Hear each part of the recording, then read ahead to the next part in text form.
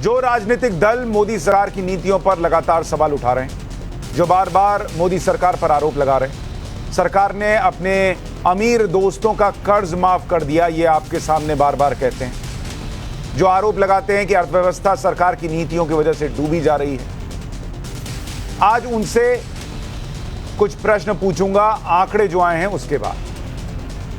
मैं ऐसा इसलिए कह रहा हूं क्योंकि दुनिया की प्रतिष्ठित फाइनेंशियल एजेंसी मॉर्गन स्टैनली ने एक रिपोर्ट जारी की और इस रिपोर्ट में कहा कि यह दशक भारत का दशक साबित होगा। पूरा 10 साल वो कह रही है, अगला एक डेकेड इंडिया का होने जा रहा है। भारत सभी प्रमुख इकोनॉमीज में सबसे तेज ग्रोथ दर्ज करने वाली इकोनॉमी होगा। इस रिपोर्ट में कहा गया है कि 2030 तक भारत दुनिया की तीसरी बड़ी अर्थव्यवस्था बन जाएगी। भारत की अर्थव्यवस्था लगातार मजबूत हो रही है। भारत की अर्थव्यवस्था में ऐसा बदलाव हो रहा है जो पीढ़ियों में एक बार होता है। भारत में निवेशकों और कंपनियों के लिए बहुत सुनहरा अवसर है। इस दशक के अंत तक भारत दुनिया के विकास के 5वें भाग का हिस्सेदार होगा। यानी इस रिपोर्ट के मुताबिक अगले 10 सालों में भारत बहुत तेजी से आगे बढ़ेगा और भारतीय भी तेजी से आगे बढ़ेगा। और इस रिपोर्ट के मुताबिक अगले 10 साल में क्या क्या होगा वो भी आपको सुनना चाहिए। रिपोर्ट कहती है कि अगले 10 साल में 28 लाख रुपया सालाना कमाने वाले परिवारों की संख्या 5 गुना बढ़ जाएगी। यानी जो अभी आंकड़ा 50 लाख परिवारों का है वो 2.5 करोड़ परिवारों का हो जाएगा। 2031 तक भारत की जीडीपी डबल से ज्यादा हो जाएगी। अर्थव्यवस्था का आकार $7.5 ट्रिलियन के पार चला जाएगा। प्रति व्यक्ति आय 4,28,000 रुपए हो जाएगी, जो अभी 1,86,000 रुपए पर। और जीडीपी में मैन्युफैक्चरिंग सेक्टर का हिस्सा बढ़कर 21% हो जाएगा। ग्लोबल इंपोर्ट में भारत की हिस्सेदारी 4.5% से ज्यादा की होगी। वैश्विक कार बिक्री का करीब 25% भारत से होगा। हर कोई जानता है कि किसी भी देश की अर्थव्यवस्था में बैंकिंग सेक्टर उसकी रीढ़ होते हैं। बैंकों की बैलेंस शीट जितनी मजबूत होती है, देश की आर्थिक सेहत उतनी ही अच्छी है, यह माना जाता है। यही वजह है कि मोदी सरकार ने बैंकिंग सेक्टर के लिए जो काम किया उसका असर अब दिख रहा है और मुनाफा 145% पर पहुंचा है। इस साल सभी 12 सरकारी बैंकों का मुनाफा बढ़ा है। 12 सरकारी बैंकों का नेट प्रॉफिट 31% बढ़कर 40,991 करोड़ रुपए पर आ गया और यह फाइनेंशियल ईयर के शुरुआती 6 महीनों का आंकड़ा बता रहा हूं। 12 सरकारी बैंकों का नेट प्रॉफिट 50% बढ़कर 25,685 करोड़ रुपया हो गया। सरकारी बैंकों की आर्थिक सेहत में इतना सुधार हुआ है कि कुछ बैंकों का मुनाफा जुलाई से सितंबर के बीच 145% बढ़ा। यूको बैंक का प्रॉफिट 145% बढ़कर 504 करोड़ रुपए पर पहुंच गया। देश के सबसे बड़े सरकारी बैंक एसबीआई का प्रॉफिट 74% बढ़कर 13,265 करोड़ पर है। कैनरा बैंक ने 89% का प्रॉफिट दर्ज किया और 2,585 करोड़ रुपए का मुनाफा कमाया। बैंक ऑफ बड़ौदा 58.70% का प्रॉफिट बढ़ गया और 3,312 करोड़ रुपए पर पहुंच गया। बैंक ऑफ महाराष्ट्र का प्रॉफिट 103% बढ़ गया। और यह सब तब है जब मोदी सरकार पर विपक्षी दल लगातार आरोप लगाते रहे कि यह सूट बूट वालों की सरकार है, नरेंद्र मोदी बैंकिंग सेक्टर को बर्बाद कर रहे हैं, अपने दोस्तों का कर्जा माफ कर दे रहे हैं। यही सुनते थे ना आप कि नरेंद्र मोदी ने अपने 4-5 साथियों का करोड़ों रुपए का कर्ज माफ कर दिया। लेकिन सवाल यह भी कि अगर ऐसा है तो मोदी सरकार के दौरान बैंकों का मुनाफा कैसे बढ़ा?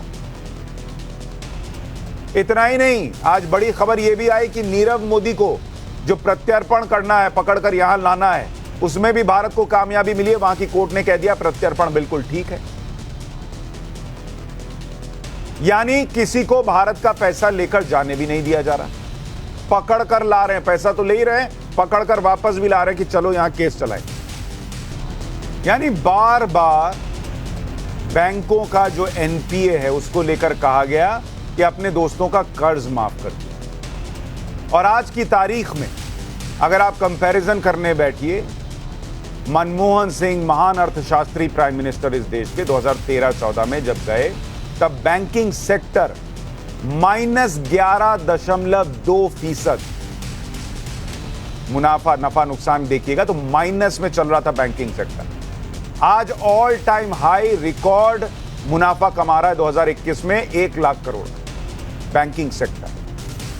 लेकिन कहा गया कि अपने दोस्तों का कर्जा माफ कर दिया, उनको ऐसे ही उठा के पैसा दे दिया। और इसलिए आज राष्ट्रवाद में सवाल है कि क्या दुनिया ने भी मोदी शास्त्र मान को एक विकल्प माना है? जैसा मॉर्गन स्टैनले कह रही है कि 10 साल हिंदुस्तान की इकोनॉमी के होंगे, ऐसा होगा क्या? दोस्तों का कर्ज माफ करने वाली सरकार अगर है ये, तो बैंक मुनाफे में कैसे चल रहे हैं? मोदी वर्सेस मनमोहन, किसकी नीति में राष्ट्रपति? हर्षवर्धन त्रिपाठी वरिष्ठ पत्रकार हमारे साथ चर्चा के लिए जुड़ रहे हैं। सुनील अलग आर्थिक मामलों के जानकार इस वक्त हमारे साथ जुड़ रहे हैं। पंकज शर्मा राजनीतिक विश्लेषक जुड़ रहे हैं और दिनेश वार्ष्णेय नेता हैं सीपीआई के, अर्थव्यवस्था को अच्छे से समझते हैं, हमारे साथ जुड़ रहे हैं। आप सभी का बहुत बहुत स्वागत है। दिनेश जी, मैं पहले आपसे ही शुरू करता हूं। इस देश ने पिछले 8 साल में लगातार सुना कि बैंकों में जो नरेंद्र मोदी सरकार के कुछ दोस्त हैं उनका कर्जा माफ किया जा रहा है और आंकड़े कहते हैं बैंकिंग सेक्टर मुनाफे में है, बैंक्स ने मुनाफा कमाया है। तो अगर वो कर्ज माफ हुआ है दोस्तों का, तो ये मुनाफा कैसे हो रहा है? देखो सुशांत, जो बैंकिंग सेक्टर की आप बात कह रहे हो, वो अगर आप देखें तो इसमें कोई शक नहीं है कि 12 लाख करोड़ से ऊपर का एनपीए है 2014 से अब तक का। और जो आप कह रहे हो मुनाफा बैंकिंग सेक्टर का है, वो इस साल का है। उससे पहले जो लगातार नुकसान चला रहा है वो उसको देखोगे तो ये माइनस में अब भी जाएगा।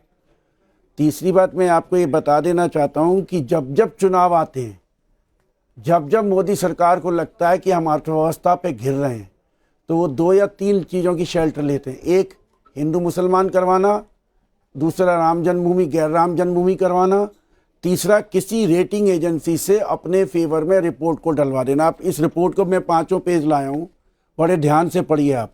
वो साफ कहता है कि अगले 2031 तक रुपए की क्या कीमत रहेगी। अदरवाइज भी ये 5 ट्रिलियन इकोनॉमी हो जानी है 2031 तक। आप नहीं कहेंगे तब भी हो जाएगी, समझ रहे हैं। दूसरा, वो खुद कहता है कि आखिर में देखिए आप पेज 4 पे, उस पे although the India will lead to tap fossil fuels to meet in growing needs। ये ग्रोइंग नीड्स को, जब आप फॉसाइल फ्यूल एनर्जी नीड्स को कैसे पूरा करेंगे? एनर्जी नीड्स में आप जो नया बिजली का कानून लाना चाहते हैं, उस बिजली के कानून में आप फेडरल स्ट्रक्चर को किल करेंगे। उस बिजली के कानून में राज्य केंद्र को और उन बिजली कंपनियों को खुली छूट होगी दाम बढ़ाने की। बॉम्बे की जनता उसके दाम बढ़ाने की दुख को झेल रही है। वो पूंजीपतियों का एक राग है, उस राग को। और जब भी ये मॉर्गन एंड स्टैनले ये बता दे कि 2008 से लेके 2012 तक जब आर्थिक मंदी थी, तो क्या इसने जो 1000 से ज़्यादा बैंक फेल हुए उस पर कोई रिपोर्ट दी? नहीं दी। क्या इसने उन विकसित देशों का डाटा डाउन किया? नहीं किया। ये जितनी भी रेटिंग एजेंसीज हैं, हमारी नज़र में ये रेटिंग एजेंसीज IMF और वर्ल्ड बैंक के एजेंट के रूप में काम करती हैं। और विकासशील देश हो या विकसित देश हो, ये यहाँ की पॉलिसीज को। ठीक है दिनेश भाई, मैं औरों से एक रिएक्शन ले लूं इनिशियल, फिर मैं इस पर और चर्चा करूंगा। लेकिन मोटे तौर पर मैं 3 बातें समझ पाया। आप कह रहे हैं कि ये मॉर्गन स्टैनले की रिपोर्ट जो है वो नरेंद्र मोदी सरकार ने मार्केट में फैलवा दी, उनको बोल के कि एक रिपोर्ट डाल दो। ठीक है। दूसरा, इस पर तो और लोग बोलेंगे, कमेंट करेंगे, लेकिन मैं छोटे छोटे आपसे 2 जवाब चाहता हूं।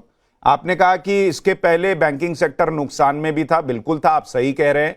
जिस वक्त कालीन के नीचे जो लोन रीस्ट्रक्चरिंग के नाम पर चीजें डाली गई थी उनको निकाला गया, एनपीए बढ़ा, सब कुछ हुआ।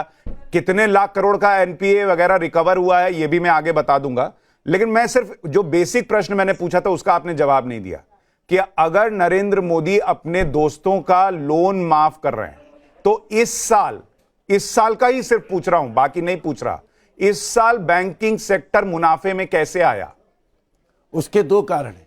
एक कि जो थोड़ा बहुत लोगों की नौकरियां लौट के आई, जनता ने उसको किया। दूसरा, जो नोटबंदी के बाद उनकी आर्थिक अस्थिरता आई, अब लोगों ने महसूस किया कि हमें नोट थोड़े अब सेव करके रखनी है, वो बैंकों में जमा करते हैं। अभी भी उनका पब्लिक सेक्टर बैंक्स में ज़्यादा विश्वास है देन दी प्राइवेट सेक्टर बैंक। और सब जानते हैं कि कर्जा तो इन्होंने माफ़ किया, पेनल्टीज तो इतने माफ़ की। हम क्या कह रहे हैं? पार्लियामेंट का डाटा कह रहे हैं। हम क्या कह रहे हैं? नहीं सर, पार्लियामेंट का डाटा ये नहीं कह रहा कि एनपीए का मतलब दोस्तों का पैसा लौटा देना होता है, दोस्तों का पैसा माफ कर देना होता है। एनपीए में मैं आपको उदाहरण देता हूं।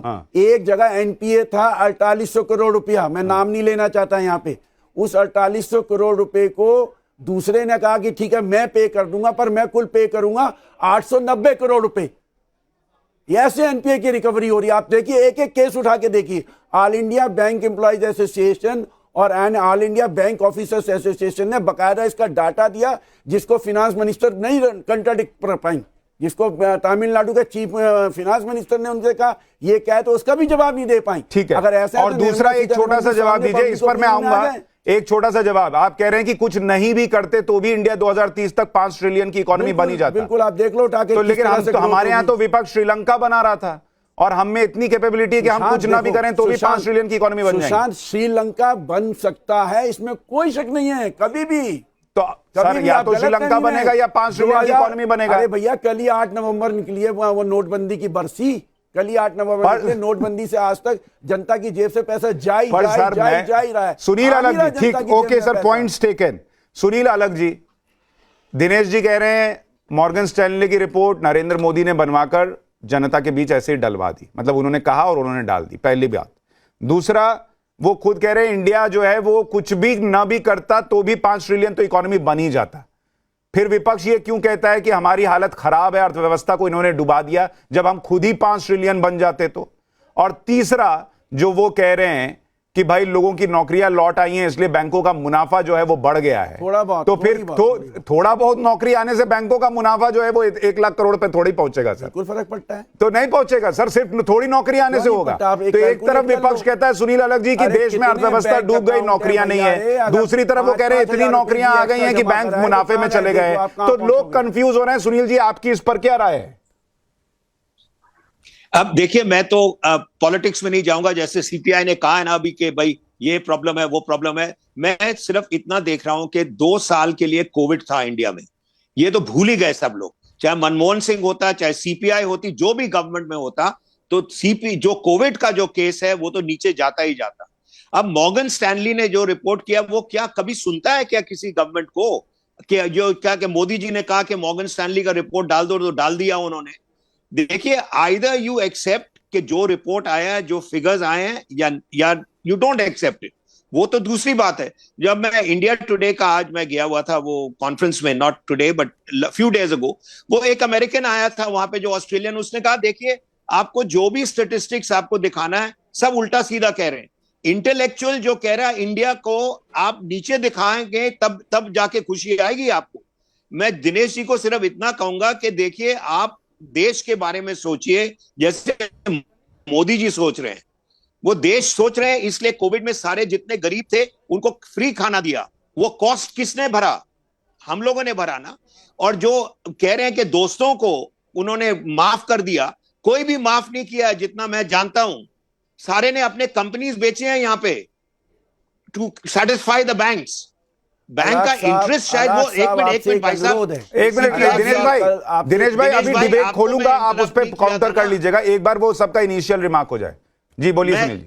मैं कह रहा हूं कि देखिए, जितने सारे, चाहे जो एसआर हो, चाहे जेपी हो, चाहे जो भी हो, मैं नाम ले रहा हूं, उन्होंने सारे कंपनियां बेच के उन्होंने बैंक को वापस किया ना पैसे। अब इंटरेस्ट के ऑन प्रॉफिट शायद ना हो, but banks are interested in कि हमारा प्रिंसिपल तो कम से कम आ गया ना। तो ये देखिए, जो भी कह रहे हैं कहते जाएंगे, 10 साल के बाद हो या ना हो हम देख रहे हैं, लेकिन हम इतना कॉन्फिडेंस के साथ कह सकते हैं कि देखिए भाई साहब, अब देश जो है आगे बढ़ रहा है। We are in a position, जो सारे आईएमएफ ये कहेंगे IMF is wrong, world bank is wrong, ये मॉर्गन स्टैनली इज रॉन्ग, जितना सब जो भी प्रो गवर्नमेंट हो सब गलत है इनके लिए, सीपीआई के लिए। सिर्फ जो वो कहेंगे वही ठीक है।